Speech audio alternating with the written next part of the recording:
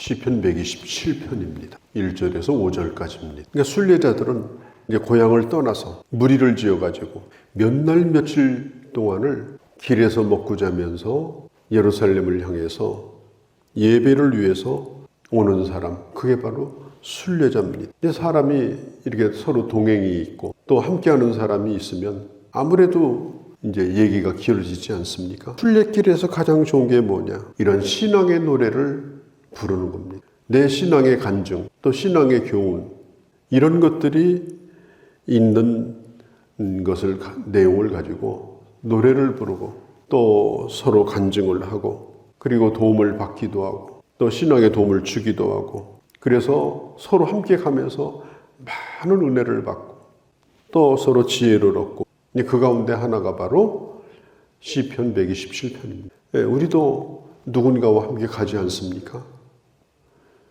그러면 우리는 이런 간증이 필요합니다. 이런 간증이. 받은 은혜를 서로 나누는 게 필요합니다. 우리가 서로 함께 길을 간다고 하는 게 이게 얼마나 큰 기회입니까?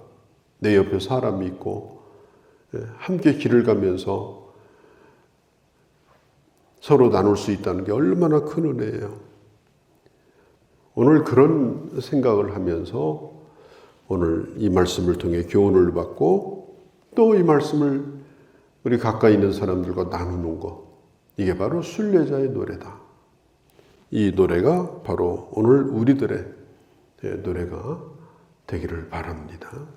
시편 127편은 우리가 잘 알고 있는 시편 가운데 하나입니다. 자, 인생이 뭐냐? 인생은 집을 짓는 것이다.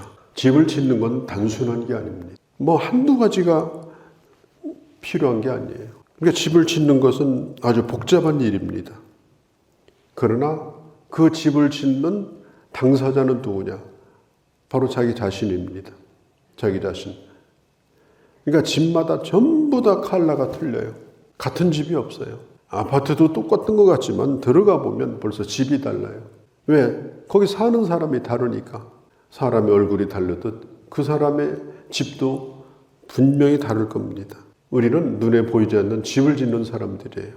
자기 인생의 보금자리, 또 내 자녀들이 쉴 수 있는 보금자리, 그 다음에 이웃과 함께하는 그런 관계 속에서 집을 지어나가는 것인데 우리가 이 집을 지켜주는 자가 필요한데요. 이름 석자를 대문에다가 붙여놓았다고 해서 그 이름 보고 무서워가지고 도망갈 자는 없어. 집을 지키는 자가 필요합니다. 집을 지키는 자. 오늘 성경은 말합니다. 여호와께서 집을 세워주지 아니하시면 집을 세우는 자의 수고가 헛되다. 성을 지켜주지 않으면 그 성을 지키는 파수꾼에 끼어있는 것이 헛되다. 우리는 성실하게 열심히 집을 짓지만은 결국 그 집을 지켜주는 사람이 있어야 된다라고 하는 것입니다. 저는 애국가가 참 좋습니다. 하나님이 보호하사 우리나라 만세. 하나님이 보호하사 우리나라 만세. 하나님이 지켜줄 것을 믿도록 우리에게 늘 믿음을 주고 확신을 주고 또 우리 국민들의 마음을 이렇게 하나로 묶어주는 이 애국가가 참 좋아요.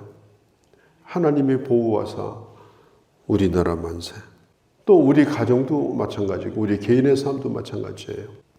엘리사가 도단이라고 하는 성에 있을 때 그때 아람 군대가 엘리사가 있는 성을 겹겹이 감쌌습니다. 개미떼와 같이 몰려왔어요. 왜냐?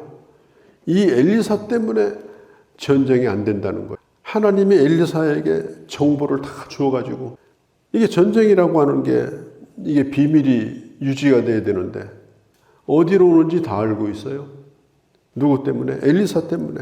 그래서 전쟁을 하기 전에 엘리사를 죽이려고 그 성을 에워쌌는데 그때 엘리사의 종 게하시가 주인이여 우리가 죽게 됐습니다. 큰일 났습니다. 그래가지고 헐레벌떡 뛰어옵니다. 그때 엘리사가 하나님 앞에 기도해요. 하나님 저자의 눈을 뜨게 하옵소서. 눈을 뜨게 해주시옵소서.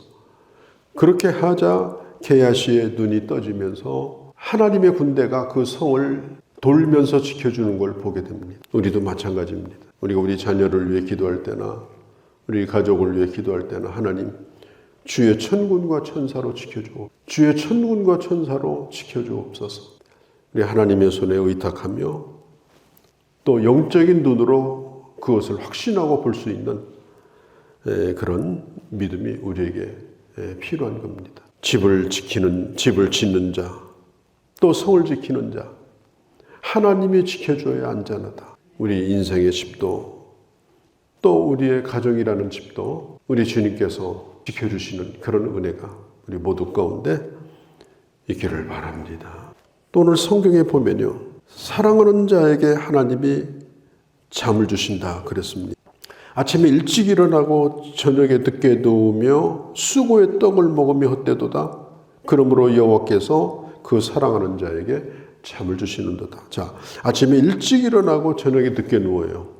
이 사람은 부지런한 사람이에요. 이 사람은 성실한 사람이에요. 우리가 인생을 살면서 이 성실이 얼마나 중요합니까? 성실하게 사는 것. 누가 보든지 보지 않든지 간에 자기에게 주어진 것에 충실할 수 있는 사람. 그런데 성실이 중요하지만은 이게 또 지나치게 되면요, 일 중독도 돼요. 일 중독. 일 중독이 뭐냐? 쉬는 것에 대하여 죄책감을 느끼는 게 일 중독입니다. 쉬는 것에 대한 죄책감. 휴식에 대해서 불안하게 생각하는 거. 그게 일 중독이에요.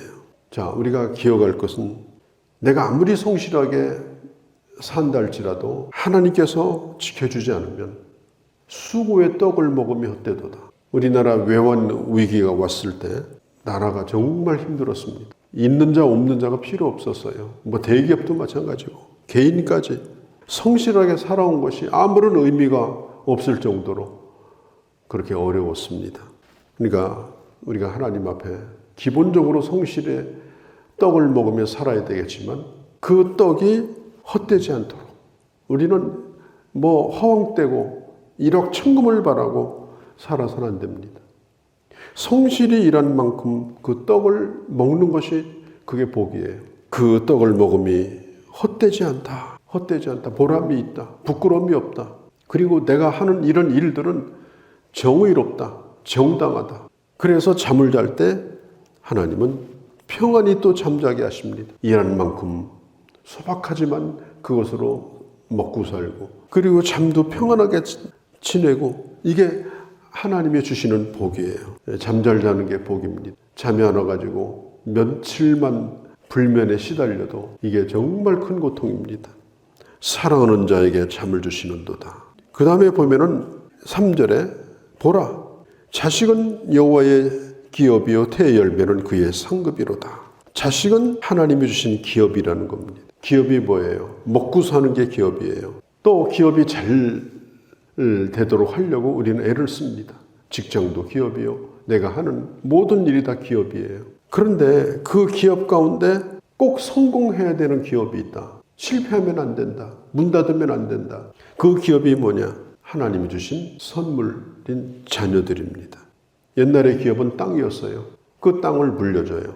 부모는 자녀에게 모든 걸 물려줍니다. 특별히 뭘 물려주느냐?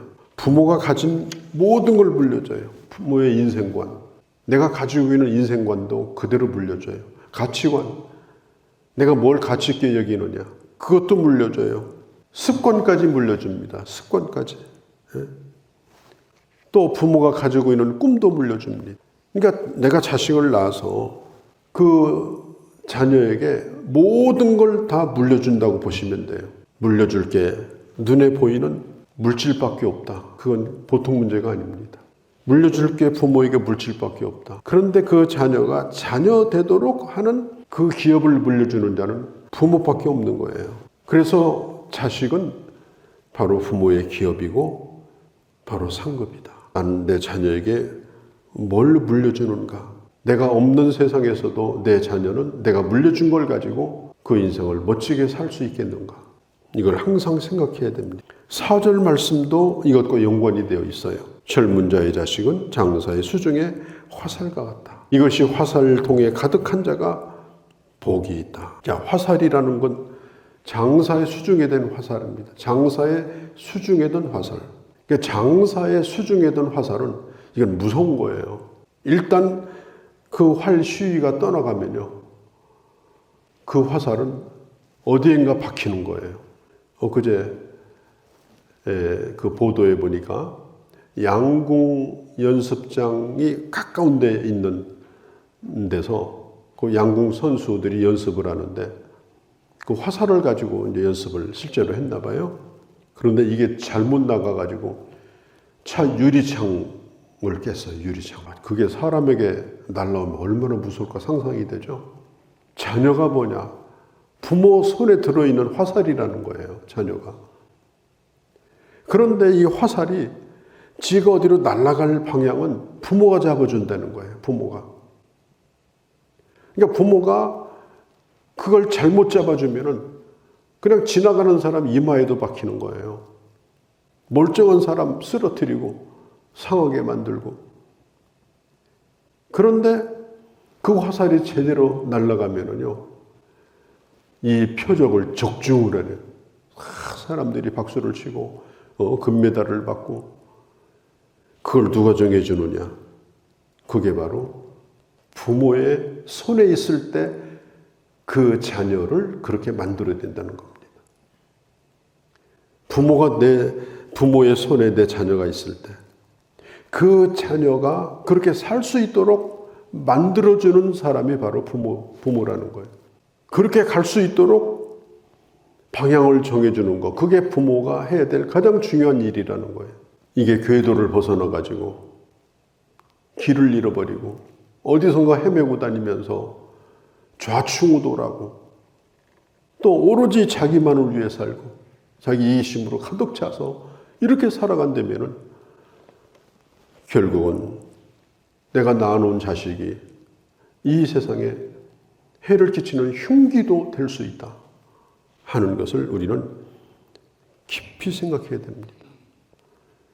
그러니까 얼마나 감사한 일이에요. 내 손 안에 있는 자녀가 장사에 수중에 된 화살이라고 하니까 정말 믿음으로 바른 신앙관, 바른 가치관, 바른 인생의 방향, 그리고 세상 사람보다 뛰어난 그 목표, 그리고 결국 그렇게 가면은 5절에 있는 것처럼 부모가 원수와 말할 때도 내 자식 때문에 나를 함부로 하지 못하고 내가 수치를 당하지 않고 참 자식을 잘 키웠군요. 이렇게 영광스러운 인생의 열매를 거둘 수가 있다. 그게 바로 오늘 이 3절에서 5절까지의 말씀인 것입니다. 우리가 이런 간증들을 나누고 또 이런 교훈들을 서로 나누고 그리고 서로 격려하고 그렇게 하면서 아름다운 집 그리고 성실한 삶을 뛰어넘는 하나님의 축복, 하나님의 평강, 그리고 가정과 자녀를 통해서 주시는 하나님의 은혜, 이런 은혜가 우리 모두 가운데 함께하기를 바랍니다. 거룩하신 우리 아버지 하나님, 우리와 함께하고 있는 우리 인생의 순례자들과 함께 이런 아름다운 간증과 이런 아름다운 고백과 교훈을 서로 나누며 멋지게 하나님의 나라를 향해서 걸어갈 수 있는 저희들이 되도록 은혜 내려 주시옵소서. 우리 주 예수님의 이름으로 기도하옵나이다. 아멘.